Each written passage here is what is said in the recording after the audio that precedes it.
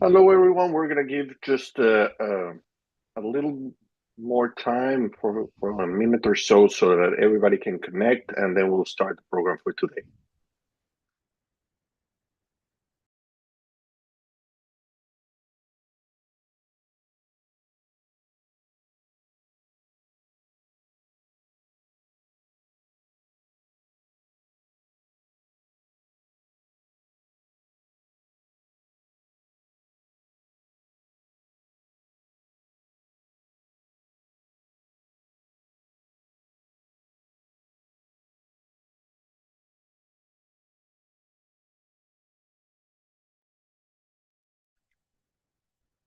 So, welcome all to today's Stimson Center event on the Arms Trade Treaty at 10. We are fortunate to have a great panel and a global audience, so thank you all for joining us, and a special thank you for all involved in organizing this event. I am Roberto Dondich, and currently a lecturer at the University of Washington and a distinguished fellow at the Stimson Center. But more importantly, I'm the former head negotiator of Mexico for the Arms Trade Treaty and the facilitator of the diversion section of Article 11. I had to send that part because we have to talk about diversion.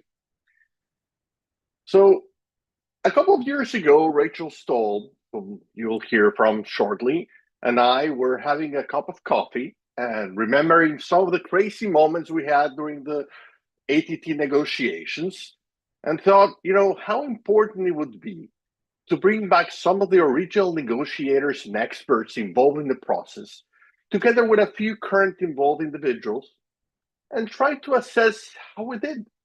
Did we get it right? Are the results what we expected? But most importantly, how can the ATT be more effective? That was the idea behind the ATT at 10 report, a report funded by the generous support of the governments of Australia and the United Kingdom. So thank you for that. And today we have a fantastic panel to dive into the subject. I will ask each panelist to take the floor for a short 7-minute presentation, and then we will start a group conversation, for which I would appreciate the audience to write up and send me your questions through the Q&A button below, so I can either pose them directly or include them in the conversation we will have. Today's panelists, in order of how they will be presenting, are Jennifer Kavanagh, Australia's Deputy Permanent Representative to the Conference of Disarmament; Daniel Lee, Head of the United Kingdom's Multilateral and Humanitarian Arms Control, Counterproliferation and Arms Control Center; Rachel Stoll, Senior Vice President and Director of the Conventional Defense Program, Stimson Center; and Karina Solmirano, Head of the ATT Secretariat. So thank you all for joining, and with this, Jennifer, the floor is yours. Thank you, Roberto, and thank you everyone for joining us here today. Just to check that you can all hear me properly. And also to apologise for the terrible lighting in this room in the Australian mission in Geneva, which hopefully will improve over time and seems to have improved even as I speak. So this is a good thing. We're already winning at life. So Australia's role in the inception of the ATT is reasonably well known, I think, and I hope. In 2013, Australia's permanent representative in Geneva, Peter Woolcott, chaired the final UN conference on the ATT text. So it was with great pleasure that Australia supported the Stimson Center's ATT at 10 project, a fitting way, as we saw it, to mark and recognise the ATT's 10th anniversary this year. Australia was very pleased to be joined by the UK, a committed ATT state party and partner in this project. Thank you to our UK colleagues for your work supporting this project alongside us over the past year. The ATT at 10 report was first launched at the Conference of States Parties in Geneva, and this was followed by a successful side event in the margins of First Committee in New York. We have welcomed the positive feedback received from states parties and others on the report since. Australia is very pleased to have Ms. Karina Solmirano, the new head of the ATT Secretariat, and Rachel Stoll from the Stimson Center here today.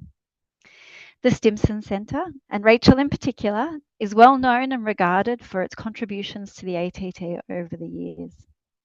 The Centre's impartiality, expertise, and history with the ATT can all be seen in the well-researched report and its robust set of recommendations. The report's conclusion that the ATT would not be able to be negotiated in today's increasingly contentious and polarised environment reminds us of the need to protect and value this landmark treaty and to continue to pursue its original object and purpose. In her speech to the United Nations General Assembly in September, Australia's Foreign Minister, Penny Wong, delivered some powerful and relevant remarks. Minister Wong reflected that today, problems are evolving and changing, but the commitment of some states to the rules underpinning the international system has not evolved for the better. The minister said that rules are being blurred, undermined, and at times blatantly violated. And so we must rally to defend these rules that protect all of us. These rules that form the character of the world that we want, a world where we can find collective solutions to our toughest problems.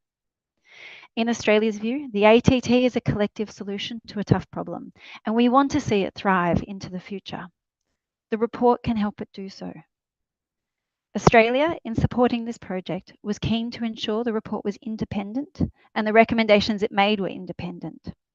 The recommendations are ones that all states parties, including Australia, can consider.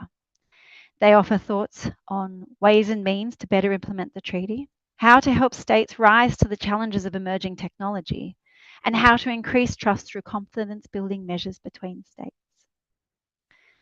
In these challenging times, as states navigate an increasingly complex geostrategic environment, we hope that everyone here today will take the time to give the report and its recommendations serious consideration. In particular, we should all give thought to the key finding on the need for states to move towards a greater focus on the practical and effective implementation of the treaty. Australia looks forward to working with states parties over the coming cycles in supporting this increasing focus. Thank you. Thank you very much, Jennifer, for your presentation. And I invite now Daniel to take the floor. Thank you very much, Roberto, and thanks to from the UK to the Stimson Center for organising this. I echo many of Jennifer's comments just now about the work that Rachel and the whole of the Stimson Center does in this space, and appreciate the opportunity to speak today on a very important topic. And it's fitting we're holding this event just a couple of weeks away from the ATT, or the 10th anniversary of the ATT's entry into force. That 10th anniversary is just a date, but it has provided, I think, a very helpful hook this year to reflect back, to see where we've been and to look where we're going. And that's exactly what the ATT at 10 project does, and why we were massively happy to support it, working alongside Australia as we do so often within the ATT, and we've appreciated their collaboration on this as well. The report focuses on just the right questions we should be asking in order to pave the way forward for the next 10 years. And I just wanted to use the next 5 or 6 minutes just to offer some reflections from the UK on where we are, some views on the direction we think the ATT should head in, informed, I think, by a lot of the useful and interesting recommendations in the report, and what we might need to do over the next year or so to get us onto that track. I think it's worth saying, as has been echoed already, the ATT is a success in its own right, given that the current context today means it'd be very hard to negotiate it. There are no parallel regimes that do what the ATT does, and it has only continued to grow and strengthen since it was agreed back in 2013. And its norms, I think, extend beyond its membership as well.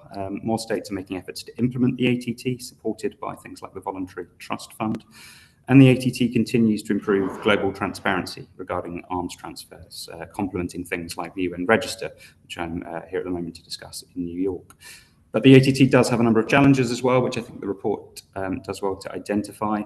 Many states still need support to implement the ATT. Rates of reporting have dropped in recent years, and engagement by some states has ebbed in recent years, reflected perhaps in some of the vacancies in parts of the ATT, and also the rate of unpaid contributions. And as Jennifer says, we do live in challenging times at the moment, and the scale of conflict around the world at the moment does have implications for the ATT and multilateralism. And it is right that we think about ways to address this within the ATT in a way that's agreeable to all states parties. But nonetheless, despite this backdrop, we did welcome 3 new states parties this year in the Gambia, Malawi, and Colombia. And so there was always positives to be looked for in this context. And it was in this context that the UK introduced the political declaration at CSP 10. We were grateful to have over 70 states parties endorsing the declaration, and the fact that it was also welcomed by the conference was also in itself very welcome. And the declaration was there to celebrate the achievement of the ATT, but also to reflect the ongoing commitment that states had to the object and purpose of the ATT, but also importantly to ensure there was a collective desire to set a clearer direction to meet that object and purpose, perhaps in looking at goals and actions, which I'll come to in a minute. So in terms of where we are going, as I say, the political declaration we saw as part of a broader conversation on the ATT's future direction. The ATT 10 report, I think, is really helpful to in informing that conversation.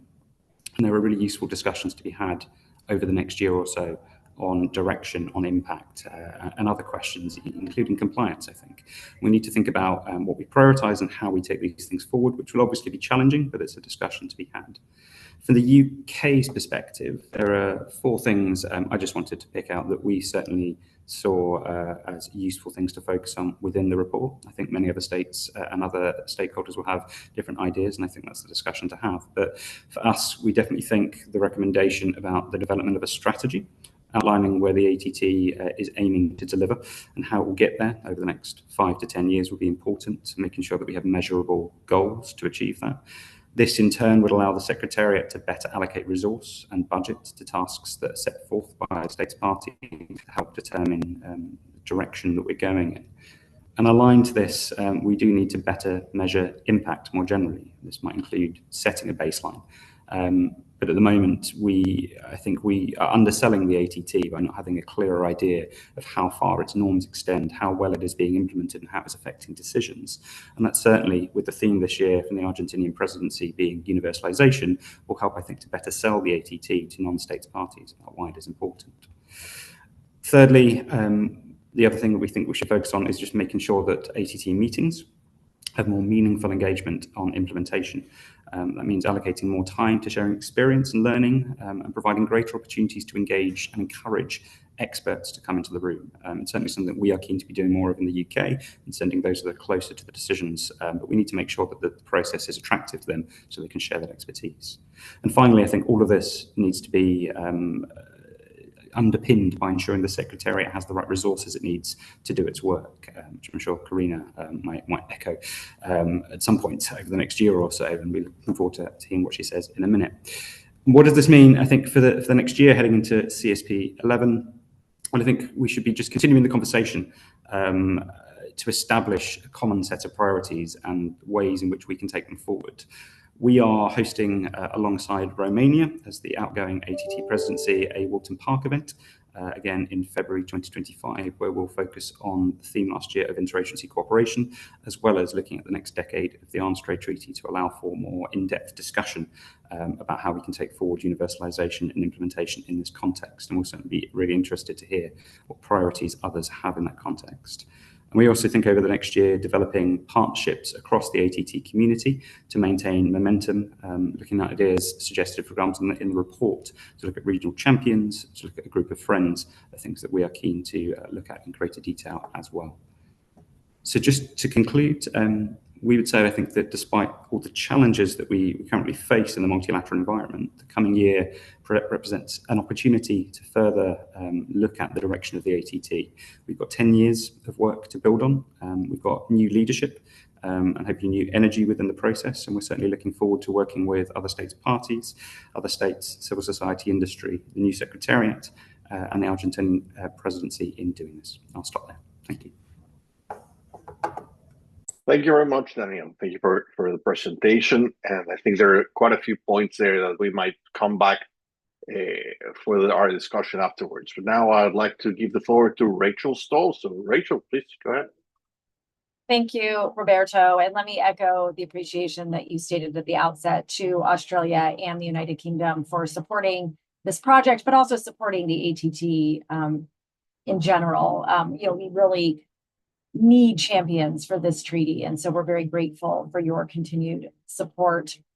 It's also really full circle, Roberto, to be on this screen with you today and launch for the public this report that was just an idea over coffee many years ago. It's really also hard to believe that it's the 10-year anniversary of the ATT. In some ways, it seems like it was just yesterday that we came together to establish common international standards for the trade in conventional arms. In other ways, it seems like the world has changed dramatically since that time, with conflicts and instability now present around the globe. And I agree with Jennifer, we may not have been able to negotiate an ATT in today's current environment. And so we have to remember what an immense achievement that was. I think that we all knew that the ATT would not stop conflict overnight, and that implementation and enforcement of its provisions would take significant time. But we did believe that the ATT would slow the spread of weapons that fuel conflicts and crime by making it harder for rogue regimes or rebel groups, terrorist organizations, and criminals to obtain weapons. We do have a lot to celebrate a decade on. The ATT itself and its formalization of the link between the arms trade, international law, human suffering is really an enormous normative achievement. The ATT has also catalyzed the adoption or enhancement of many national level regulations that are related to the conventional arms trade, which I hope has raised the day-to-day standards of global arms transfers. And we're normalizing the idea of transparency in the arms trade and its importance in holding states accountable for their arms transfer decisions. And 10 years is relatively a short period of time when you're trying to change global norms and state behavior. And it's probably too early to effectively analyze the bigger picture impact that the creation of the ATT has had. The treaty itself does not contain true quantitative metrics of success, and it's hard to measure how many lives have been saved by transfers that never occurred. But that's not going to stop us from trying to put some measures and evaluative standards in place. In this project, we've been really fortunate to be independent and to say things that states can't. So my remarks today may seem critical, but it is born out of the deep belief that I have in the treaty and the commitment of myself and so many other people to ensuring the treaty does live up to its expectations. I think for a lot of us, we've been frustrated over the last decade because it has often seemed that states are more focused on the bureaucracy of the treaty than on the development, than on actual transfer. So looking at how the treaty should develop, what the structures look like, the procedures, rather than focusing on what the treaty was meant to do. It makes sense to ensure that the treaty is set up for success, but there has really been less attention paid on ensuring that the treaty lives up to its core object and purpose, and that arms transfers are being assessed against the ATT's criteria. And I think this 10-year anniversary really gives us an opportunity to shift the narrative and the reality of the ATT as we celebrate the 10th anniversary. As Roberto mentioned, we've been spending the last year undertaking the project, the Arms Trade Treaty at 10, that's looking back at the first 10 years of the treaty and develop recommendations to strengthen the treaty's next decade. To support our work, we convened a diverse set of stakeholders, some of whom are on the screen, some of whom are on this webinar, some of whom were closely involved in the development of the treaty, along with those who are now focused on its implementation. We wanted to look back at the intentions of the treaty, the way it was written, the articles that it contained, and look at how we can make the treaty stronger in its second decade. We really didn't want this to be a theoretical exercise. We wanted to develop tangible results and actionable recommendations that sort of push the envelope a little bit, make people a little uncomfortable to bolster ATT implementation. I obviously don't have time today to go over everything that we found in the treaty, but we're going to put in the chat a link to the ATT at 10 project page, which includes the report, the recommendations, the executive summary. There are commentaries of those that were involved in the treaty that are in the project that have their reflections on sort of what this 10-year anniversary means. If you're feeling a little nostalgic, there's a slideshow of pictures during the ATT process that brings back some great memories. Throughout the report, we really look at the extent to which the aims of the treaty have been met and outlines particular actions that states can take. I don't want any of the report to be seen as a criticism of the treaty or of those that are working so hard for its implementation. We really sought balance in this project. To move forward, you have to learn from your experiences in the past. And so we wanted to balance sort of the justifiable criticism of some of the things that have occurred or not occurred over the last decade with those that demonstrate observable progress in reducing human suffering.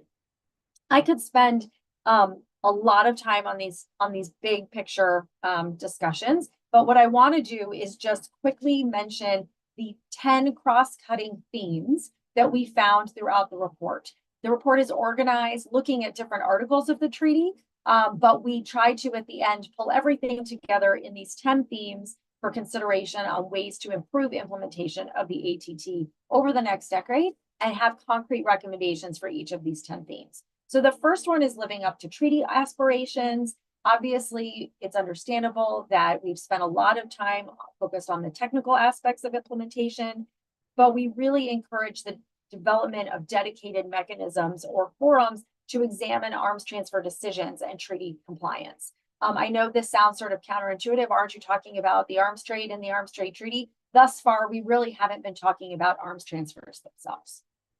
Number two is strategizing for the future. As Jennifer mentioned, the world is at a very auspicious moment, and so the ATT faces a pivotal moment. We've seen waning momentum as the challenges of the global community pile on. So we have to ensure that the treaty remains relevant and its processes evolve to match what is required in the coming decade. We need to make sure that we match resources with processes and reforms with new objectives. This may include outreach and cross-sector stakeholder engagement to encourage compliance and universalization. We can't just simply do things the same way and expect a different outcome. The third is innovating for global challenge. We have to remain fit for purpose. We have to learn and innovate from the first decade of the treaty, including things like reorienting CSPs to meet new priorities, responding to the realities of the global context, and fulfilling, raising common standards and understanding of obligations. Number four is strengthening stakeholder partnerships. This project, much like the ATT itself, brought together expertise from a variety of fields: export controls, disarmament, human rights, conflict prevention, among others. And today, I think interdisciplinary collaboration continues to be an underutilized resource for the ATT. And we have to figure out how to make those connections and better strengthen relationships with those that had been part of the ATT's negotiations and facilitate engagement with expert audiences to further broaden the ATT community. We have to expand those that are invested in the ATT.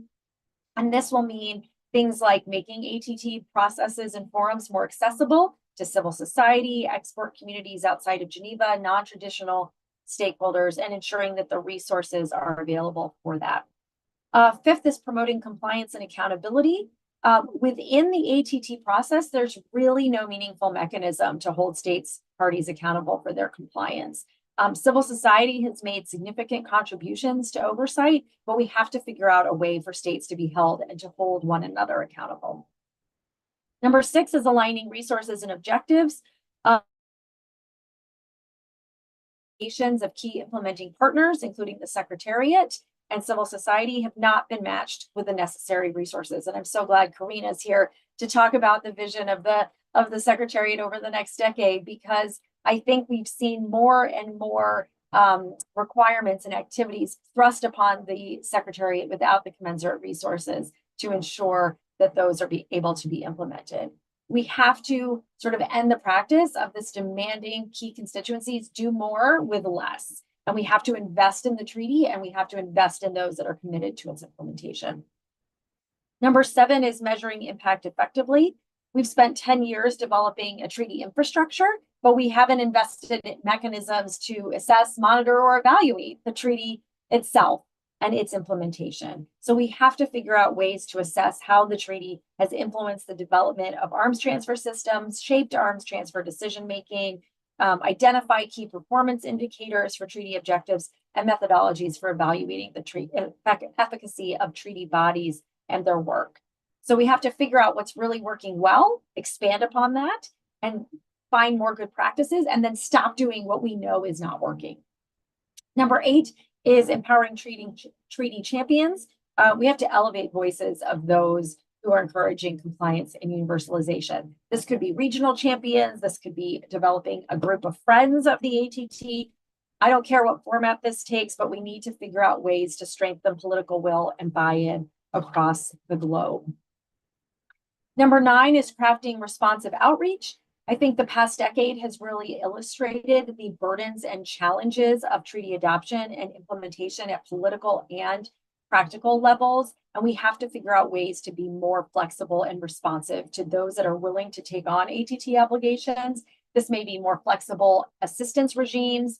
NGOs have been funded less to help states implement more over the last decade than they were a decade ago. How do we tailor messaging reflecting local priorities and interests? How do we focus on synergies to alleviate implementation burdens and encourage compliance?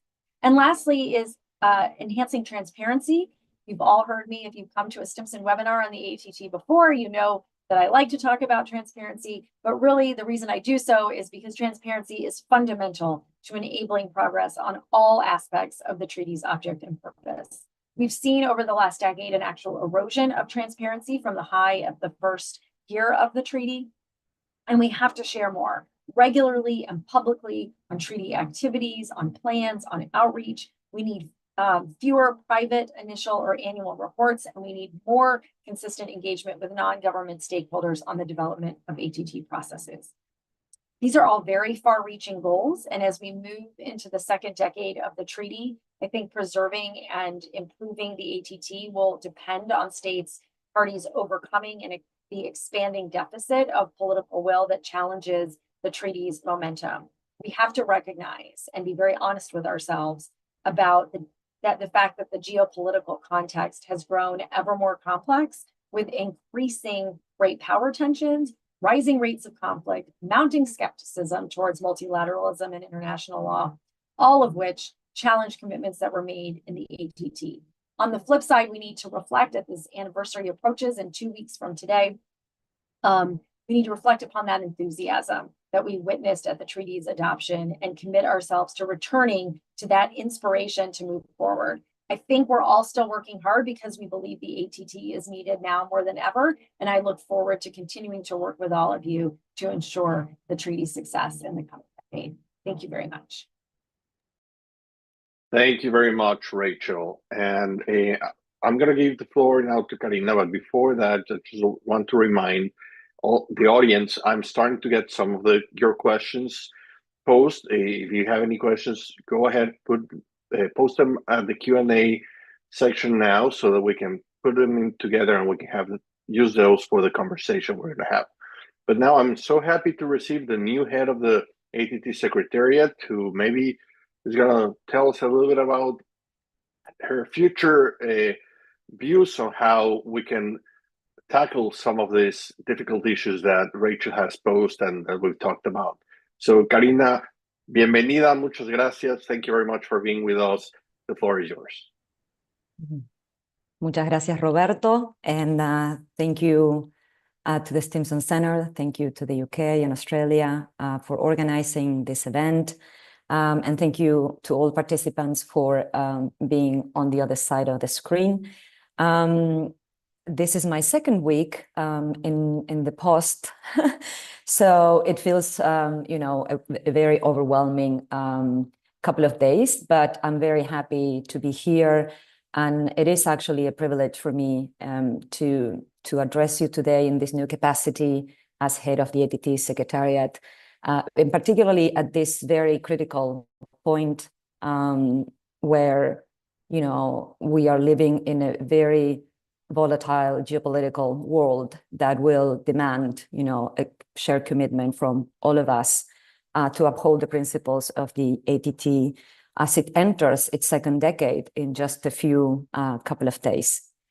So the ATT, as it was said before, represents a bold international commitment to regulate the arms transfer and to mitigate the devastating effects of irresponsible and illicit transfers. But however, translating these commitments that were done back in the day, 10 years ago, by the original negotiators, into tangible actions remains probably a very ongoing challenge and a very particular set of problematic areas that we need to address together. I'm here today not to present solutions or prescriptive ideas, but only to bring you a set of possibilities to engage as we enter the second decade of the ATT, drawing a little bit on the limitations and opportunities inherent to the Secretariat's role.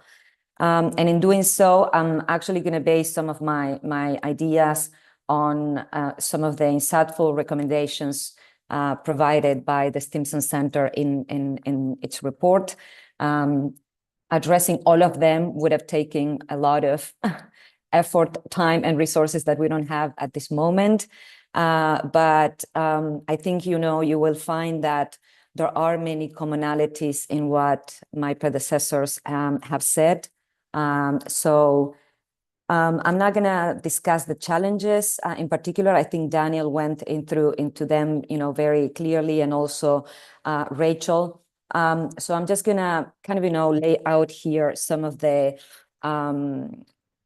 ideas for the future or for the next couple of years, I would say, that will guide the work of the ATT Secretariat. And again, building a little bit on what Rachel just said. I think the first one is, of course, an issue that is also very dear to my heart, which is promoting transparency and accountability. I think that transparency is at the backbone of the ATT. And I hope that we at the Secretariat continue working to encourage higher levels of compliance and to promote the exchange of information with, for instance, the Reporting Champions initiative that was launched last year. We will also continue with the support of the European Union, providing capacity building for reporting. And this year in particular, we are aiming to continue conducting some of the workshops that started last year. Hopefully one will be in Latin America and the other one in Africa. I think this is an opportunity for the Secretariat to go outside and provide the tools to states that are struggling, not only to meet their reporting commitments, but also perhaps to even initiate the reporting commitments. The second area, I think, is related to challenges that have been named and spelled before, which has to do with enhancing the capacity of governments. We know and we have heard before that the states parties sometimes struggle to implement the different provisions of the treaty. And so through mechanisms like the BTF, and again, with support of the EU project as well, we aim to continue providing, training and capacity building activities so that, we can hopefully start measuring as well, Rachel, some of these metrics that don't exist so far, but that would be important to have in the second decade of the treaty. Of course, advancing universalization is a key issue for the Secretariat.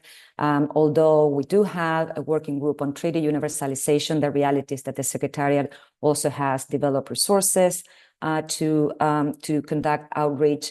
And I think that in particular, one area that I believe will be really interesting to explore this year with Ambassador Furadori, who has picked the theme of universalization for his presidency, would be to see how we reach, non-signatories and non-state parties to understand what are the underlying causes for not joining the ATT family so far.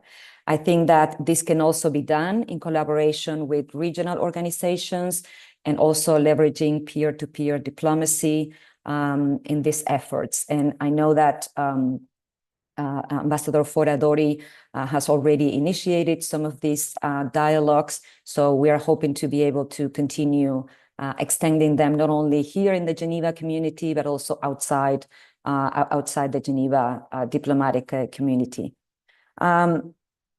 One thing that was mentioned before by Rachel is, we need to start having real conversations, about the treaty implementation and compliance. And I think strengthening implementation of Articles 6 and 7 is another area that I think deserves attention from the Secretariat, but also jointly with states parties within the CSP process.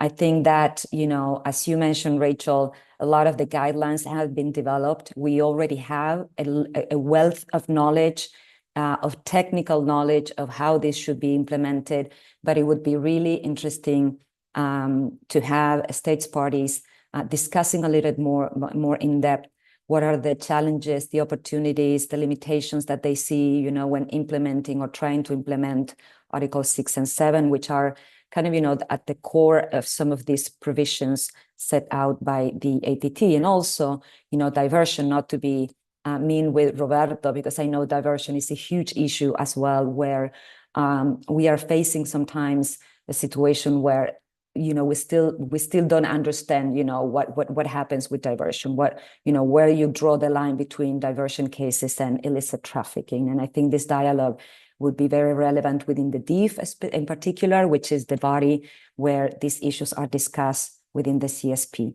And another area which is a dear cause to me in particular is to continue fostering an inclusive engagement and diversity.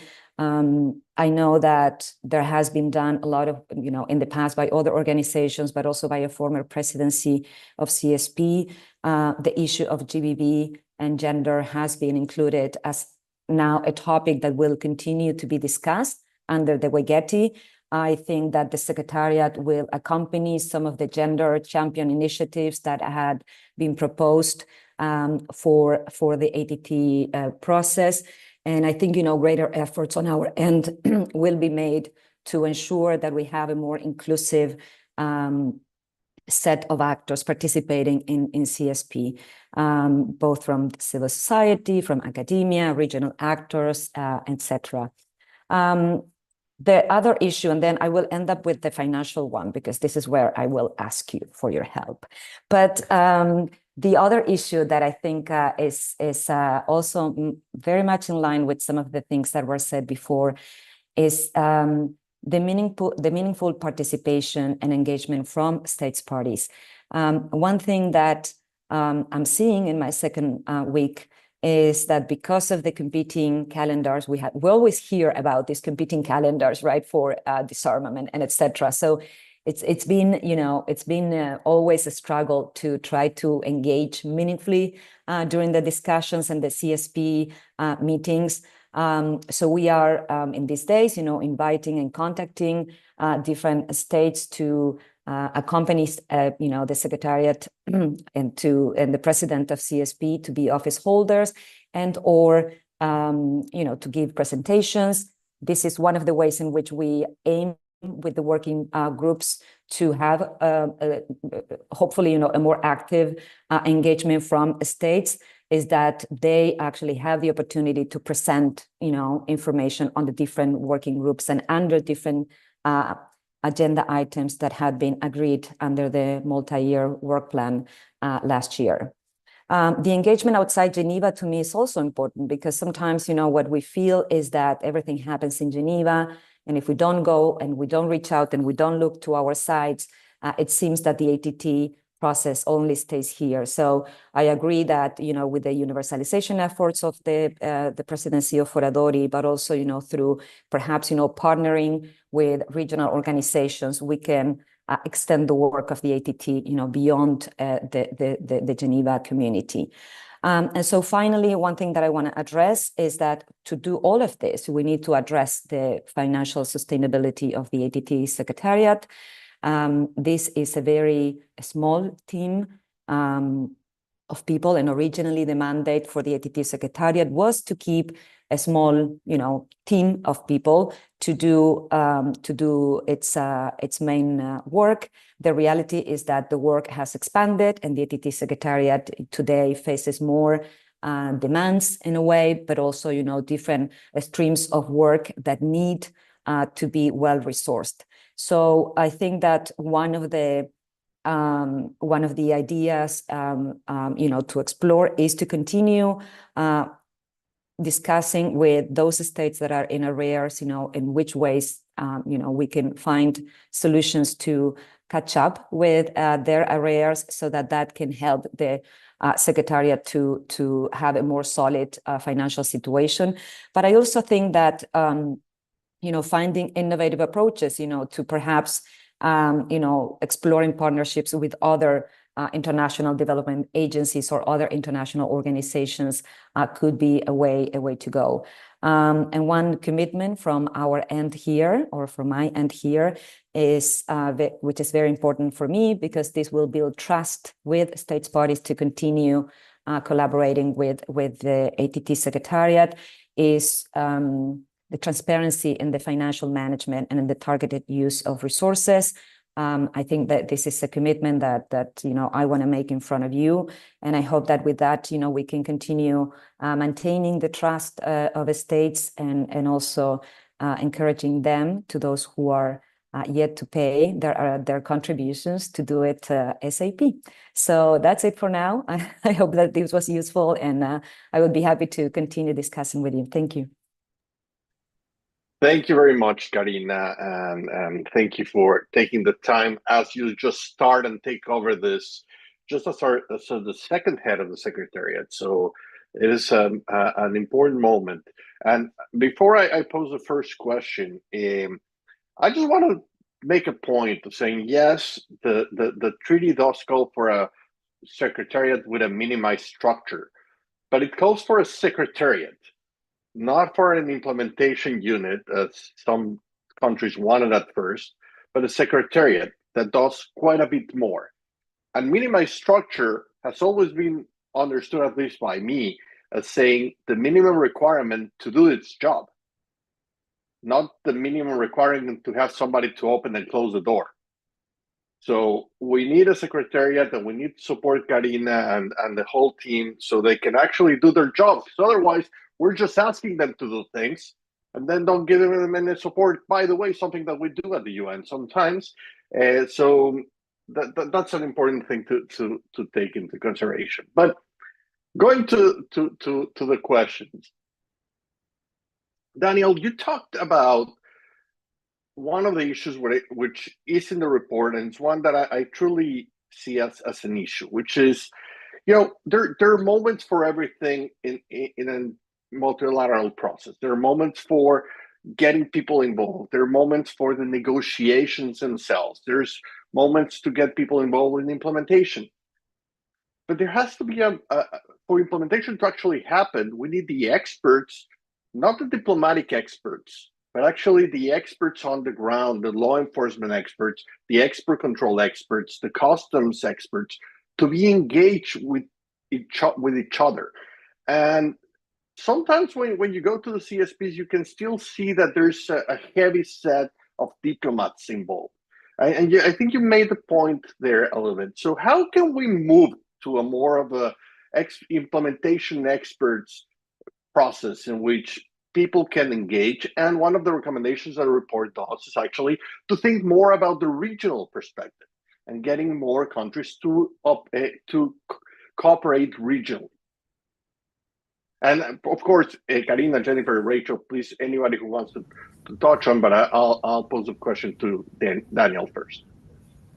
Thanks, Roberto. Happy to offer a couple of thoughts on that. It certainly weighs on our minds whenever we're at CSPs. And I can speak, being a diplomat from a Ministry of Foreign Affairs, so I'm part of the problem maybe in a sense as well. But I think we are constantly trying to have dialogues with our colleagues who are closer to the coalface of decision-making when it comes to export controls, as well as those that are closer to some of the technical things on the Ministry of Defence side as well, to try and get them a bit more, at least feeding into how we are approaching things within the multilateral space, but hopefully a bit more directly engaged within those discussions themselves, because there's a lot of value to be had, as you say, in having them in the room and having those discussions.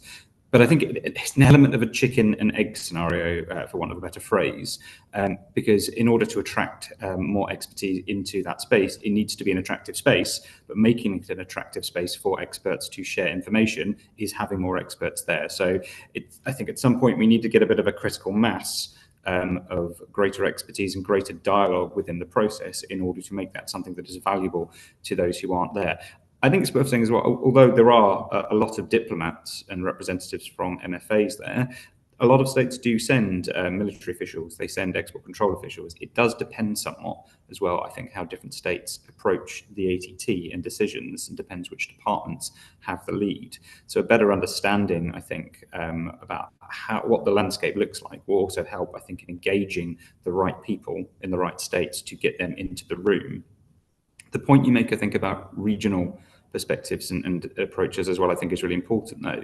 And certainly I've been struck by a couple of conversations over the past year about things that UNIDIR and others have done on a regional basis, where they have had a lot more successful dialogue on a regional level, sharing information, because there's a trust aspect there, particularly when it comes to technical information, that is easier to be found sometimes between neighbours that know each other, know their context, know the cultural issues as well. And therefore, people are more open to opening up and sharing information there.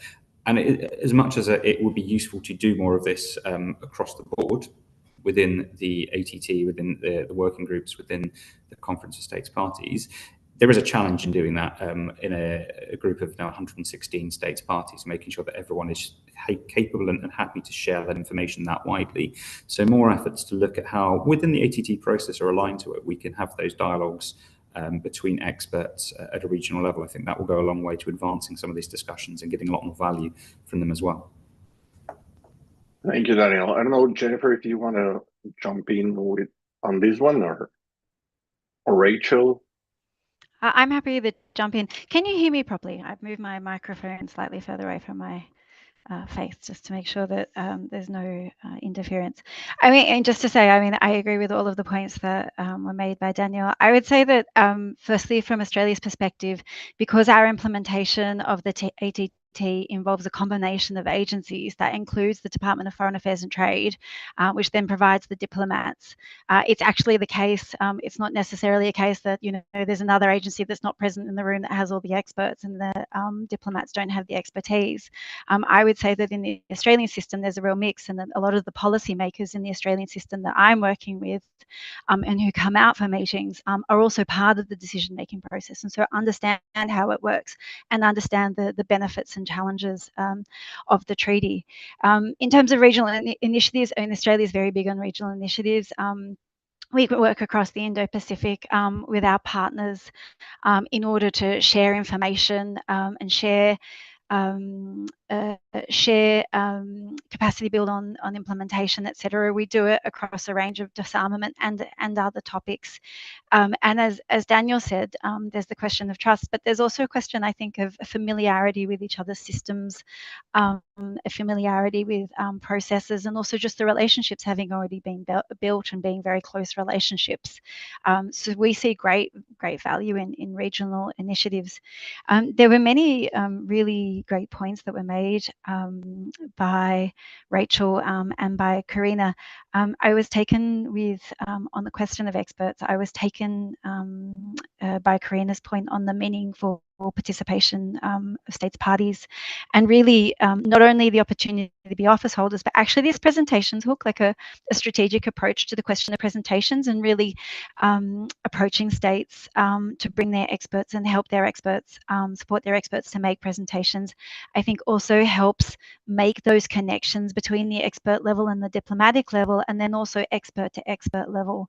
So we really welcome those initiatives by the Secretariat. And Karina, you know, as I think I've already said, we're very happy to have you here. So welcome. Thank you, Jennifer. Yeah, go ahead. Can I just add, Roberto? You know, I think back to the negotiations, and they didn't all take place in New York or Geneva. There were meetings that happened around the world that allowed people other than UN diplomats to participate. There were delegations that were full of experts from different agencies across government. And last year, CSP theme was on interagency cooperation and the importance of buy-in across the whole of government to understanding the obligations and fulfilling those obligations.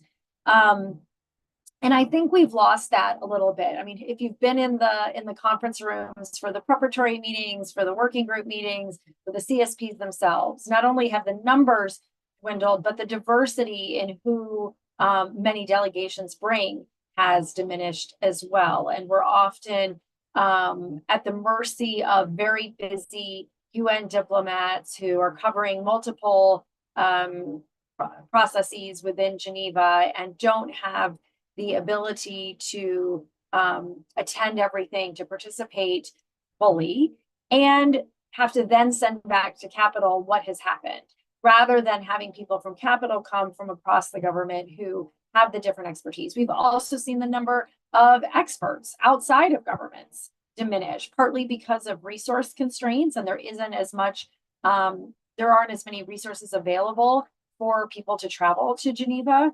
But we've seen industry participation diminish. We've seen civil society participation, academics. It's just diminished across the board. And I think that robust dialogue and discussion that we saw on the margins of the actual formal meetings, we all know is more important sometimes than what happens in the meetings themselves, has really lost sort of its robust effort.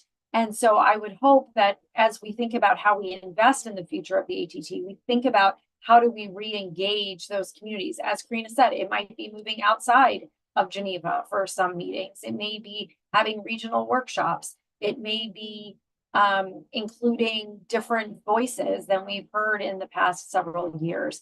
There's lots of strategies that we can employ, but we're losing some of that momentum and enthusiasm for the ATT because we're sort of locking ourselves into a particular constituency.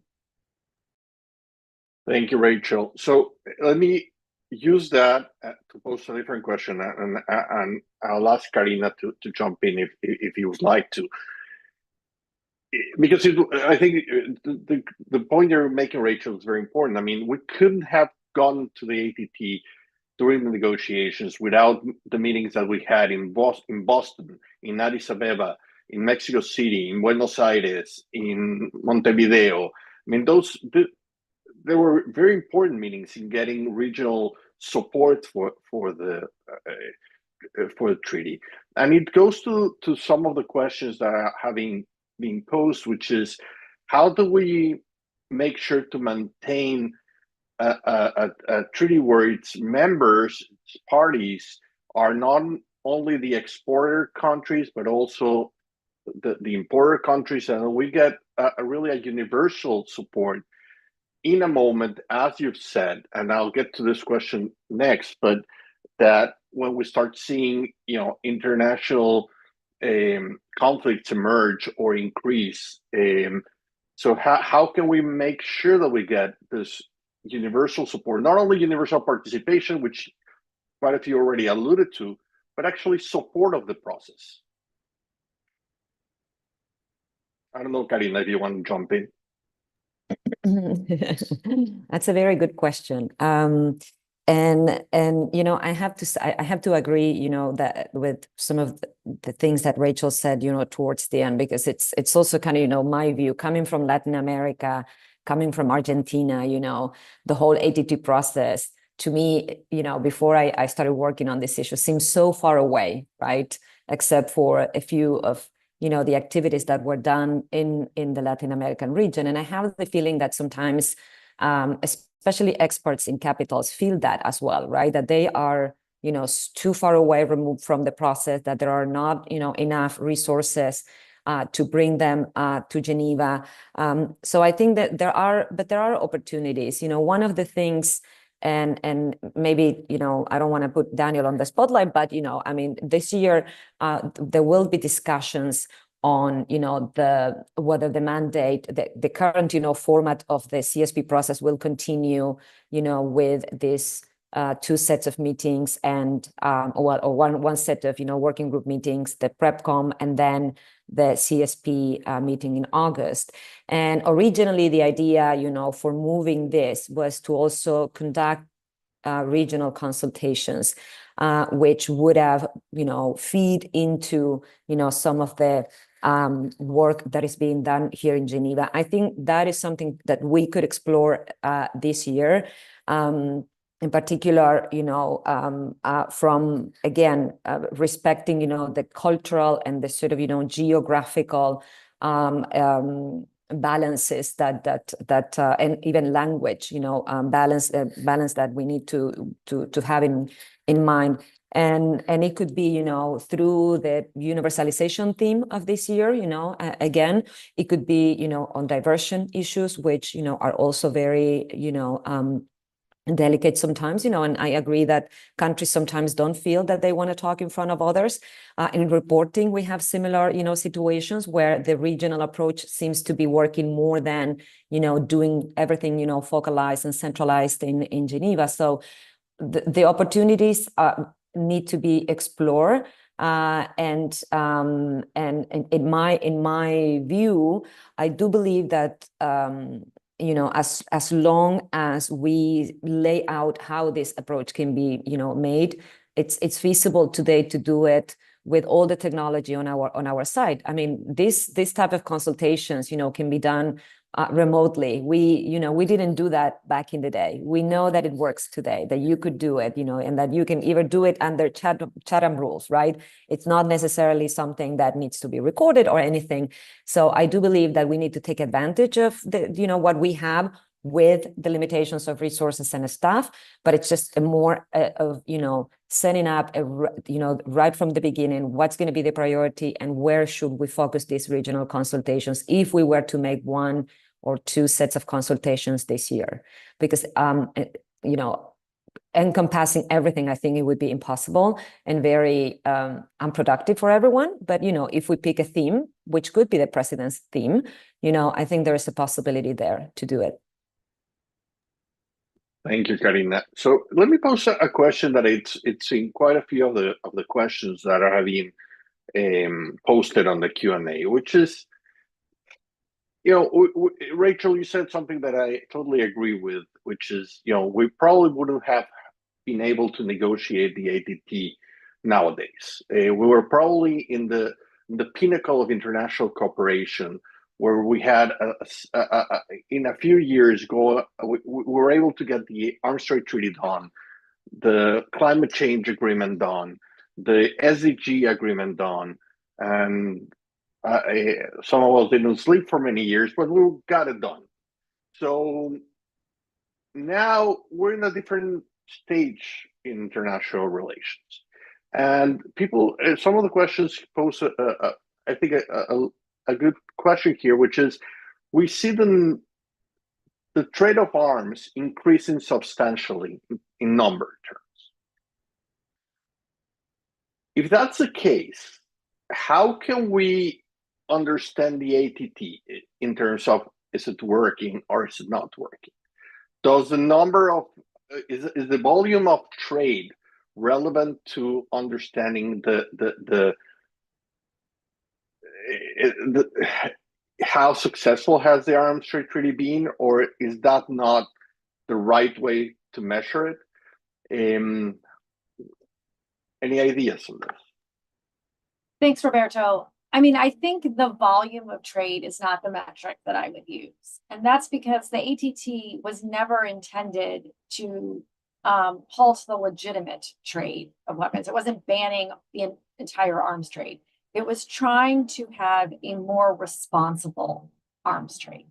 And I think there we have numerous examples of where the treaty has been successful and where the treaty has fallen short. The fact that we're having dialogue in some national contexts about whether arms transfers are legal, are responsible, are ill-advised is a huge step forward. We've had, in some cases, lawsuits brought against exporters for their particular transfers. But we've also had greater conversation about diversion, of how to stop diversion so that when the legitimate arms trade is occurring, that we don't allow leakage or theft. And if we do discover diversion, how states then can respond to that collectively or individually, and sharing of best practices. So I'm not sure it's the total value of arms I would look at. I would look at the types of arms sales in terms of, are these happening illicitly? Are they happening legally? Are they being done utilizing the criteria? The fact that we have a list of common international standards that states have developed into their own national systems when making arms transfer decisions is a huge step forward. There's predictability in the arms trade. And when we see that lack of predictability, we can ask questions. We don't have these, big metrics to evaluate individual success of individual articles and where different parts of the treaty have fallen short. But we can look globally, and the fact that we continue 10 years later, despite all of the horrific conflicts that we're seeing around the world, that we can have that conversation. I would love to see the volume to those horrific conflicts diminish, where we see civilian harm, where we know weapons are being used. And this concept of knowledge has always been at the crux of the ATT. Did you know that your weapons would be used? Did you have a reasonable expectation that your weapons would be used for civilian harm or other acts of war crimes or violations of international law? That remains sort of a continued area of debate. But the fact that we now have this tool that we can utilize to call countries out when they are violating their international obligations, I think is really important. Would I have liked to see greater adherence to those criteria? Would I have liked to see some transfers not go through, which would have decreased the overall volume? Absolutely. But we need to have the standards in place. It's a real, 10 years. I just want to repeat this. 10 years is a very short period of time to just change state behavior in general.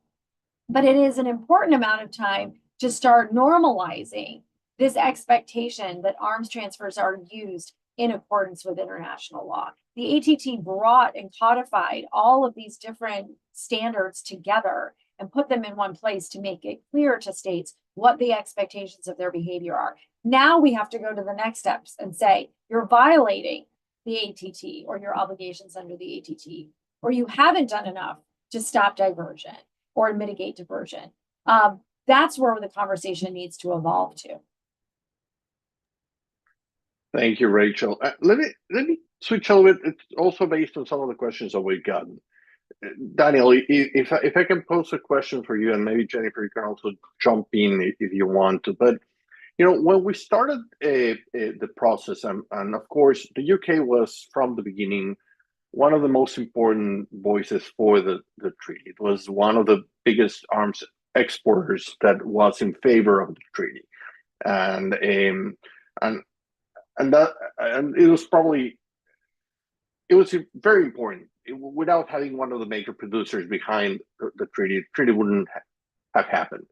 And the whole idea from the beginning, as the UK representatives would say, is that we were looking for a level playing field, in the sense that that your limitations on exports based on human rights and international humanitarian law, the problem was that if a country was going to negate a transfer, the country that was receiving it could simply go ahead and get it from somebody else.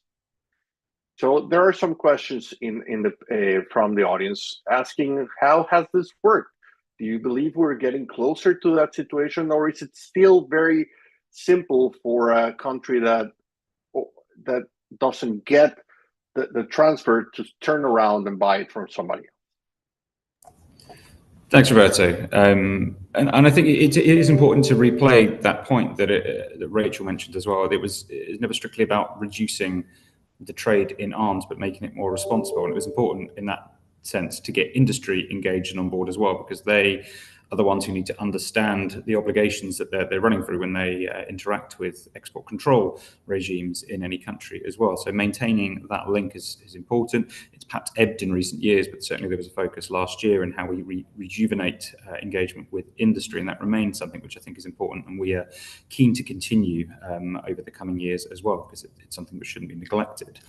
In terms of the impact of the ATT on decisions and how it is kind of embedded itself across states. I mean, we've implemented the Arms Trade Treaty across the UK's strategic export control lists. So whenever a decision is made, the ATT is basically embedded across a number of criteria. So it's difficult to disaggregate when any specific decision is completely influenced by the ATT, but it is there in the minds of people making decisions on specific exports, that this is what they need to judge the standards by, and that's what internally we then have to report against. And we publish obviously publicly what we do and don't deny in a very high level way every year.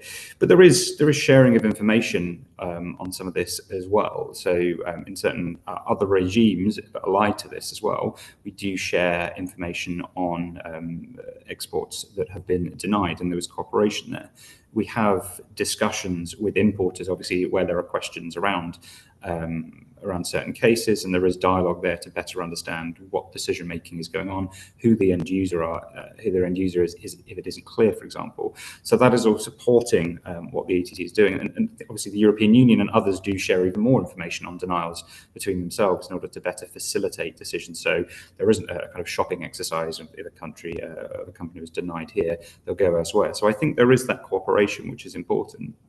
But I think, also going back to what Rachel was saying on the previous question, the ATT, it is difficult, obviously, we don't have a clear measurement of impact, but I think it is, you can see in multilateral forums that even parties who are not state parties, or countries who are not state party to the Arms Trade Treaty, regularly mention the Arms Trade Treaty. They sometimes use it to knock states parties, but they are doing that because there is a set of standards then, as Rachel was saying, that the states are being held against. But I also think it reflects the fact that the norms of the Arms Trade Treaty have proliferated well beyond its membership.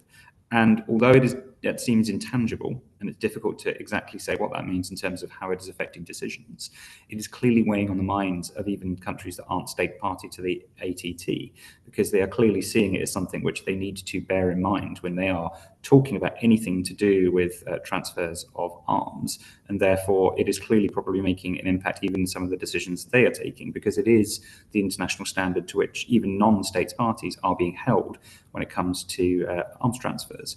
And it is brought up, I think, regularly when we're talking about interdependent treaties, which talk in a vague way about arms transfers. The standards that the ATT has created are being embedded in other treaties as well. So it reflects a sort of universal ratcheting up. Obviously, there are still questions about how it is implemented and compliance as well. But I think that gradual raising of standards is across the board and not just with states parties, and that also reflects the impact of the ATT. Thank you, Jennifer. Do you want to jump in on this one, or should we go to the next? Okay, so we're getting close to the end of this panel, which has been fascinating, and I think there's so many issues that we still have to keep discussing. But I just want to give, I think, Rachel, you made a really good point. 10 years seems a lot, but in the grand context of things is not. The ATT was completely new. We had to create a set of regulations to regulate probably the least regulated part of international trade, and that's not an easy thing to do, but it's here. It's what we have. It's perfectible, but we have it, and there's a reason where we're discussing all these things nowadays, and we wouldn't be here without the Arms Trade Treaty. We wouldn't be discussing many things that we want to change. We're not there yet, but this is the tool, this is the basic, this is the stage to do it. So really fast, just 1 minute. I would like to give 1 minute to each of you just to tell us an idea of what is it that we look into the future of the Arms Trade Treaty, and really one sentence, just 1 minute, and we'll start with Rachel. No pressure. I don't know if I've ever said anything in one sentence. I think for me, I would love to see in the coming decade a renewed commitment by states to their obligations. I think the ATT has become a nice thing that we did 10 years ago. And we're using this opportunity to reflect, but there's all these other pressing priorities. And I think the strength of the ATT is its links to so many other issues, whether it's development, conflict prevention, human rights, human security writ large. There's so many interconnected ways in which we can bring people together to implement the ATT. We shouldn't be discouraged by the numerous conflicts that are creating untold and horrific human suffering around the world and throw our hands up and say, oh, see, the ATT is a failure. I think what we need to do is recommit to what that object and purpose, to reduce human suffering, what that really means, and to find ways, even if they're small and incremental, to over the next decade really improve international efforts to implement the treaty's provisions and to make measurable impact. And I'd love to see metrics developed that allows us to measure that impact. Thank you very much, Rachel. Jennifer.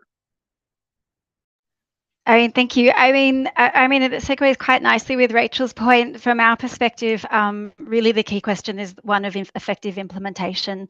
And on the one hand, that's Australia's effective implementation. So ensuring that we're up to date, that we're completely and fully implementing our international obligations, that we have the right systems and processes in place, and that we're getting the information and making the decisions we need to. And a lot of that, I know there are questions about the value and the role of experts, but actually a lot of that is about the experts, and it's about making sure that we're engaging fully in the international processes, but also that we're looking at ourselves from a perspective of continuous improvement. It's really interesting to me to hear that there's even a question, to be honest, of the failure of the ATT, because from our domestic perspective, it has fundamentally shaped the way we approach arms transfers. And there were a lot of changes that were put in place domestically when the ATT came into force for Australia, to shift our approaches and shift our perspectives and make sure we're meeting its obligations. So from the effective implementation question, it's not just one now of our own implementation, but also enhancing the implementation of others.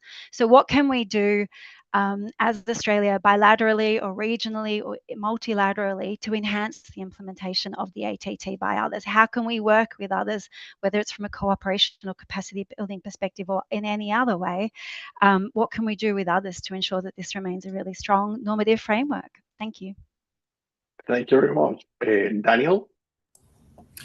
Thank you. Echo, I think, much of what Rachel and Jennifer have just said. I think the main thing, overarching across all of this, is having a better story to tell at the end of the next decade, so we clearly understand the ATT's impact. We understand where states parties have made decisions clearly to implement the ATT, to make decisions that have been informed by the ATT, which will obviously answer more clearly some of the questions that we've had in the Q&A today. We can tell that story, I think, at the moment, but we need to have, as Rachel and others were saying, more robust evidence and metrics about how the ATT has informed decision-making across all states. Obviously, to do that, it needs to be underpinned by many of the things that Jennifer's just said about making sure that there is that robust implementation, that states are taking it seriously, that they have the support to do that as well. Thank you very much, Daniel. Of course, Karina, please. Thank you. Well, I think for the next decade and the next, I believe that, look, at the end of the day, and I'm gonna use someone else's phrase because I think it's a quite a powerful one. The ATT can only be as good as states parties effectively implemented and comply with the treaty obligations. I think, you know, this goes in line with many of the things that were said today. It also, you know, involves or, you know, embeds this idea of the metrics. You know, how do you measure this, the success, not only with the metrics of, you know, a number, but also, you know, by looking into how, you know, the treaty have been in compliance with the spirit of the treaty at the end of the day. Thank you very much, Karina. And well, thank you very much to everyone. We're at the end of the program, but I think we leave here with a great understanding. And you know, at the end of the day, it took a lot of work to be able to get the Arms Trade Treaty. It was by no means an easy task. Countries were not willing to talk about their arms trade. People, experts were not willing to engage with each other. This was a huge endeavor, and we got it done. Is it perfectible? Yes, but it's here. It's what we have. This is the tool that we have to use. But it is a tool that we build on the idea that for it to be successful, it needed for states to participate, but also for non-governmental organizations, civil society, expert groups, everybody to engage, push each other to become greater, push each other to be more efficient, more effective. This is the way we need to do it. There is a reason why the Arms Trade Treaty is not only an exporters treaty. It's a treaty that brings together exporters, importers, transit countries, affected countries. And we have to maintain that balance. And we have to get everybody to push, to work positively, and to get the information out there so we can have an even better system base to move forward in the regulation of the arms trade. So thank you very much for everybody for being here, for the audience for posing your questions, Karina, Jennifer, Daniel, and of course, Rachel, who has been the force behind this project, and the Stimson Center for all the work it has been done. Thank you very much all for being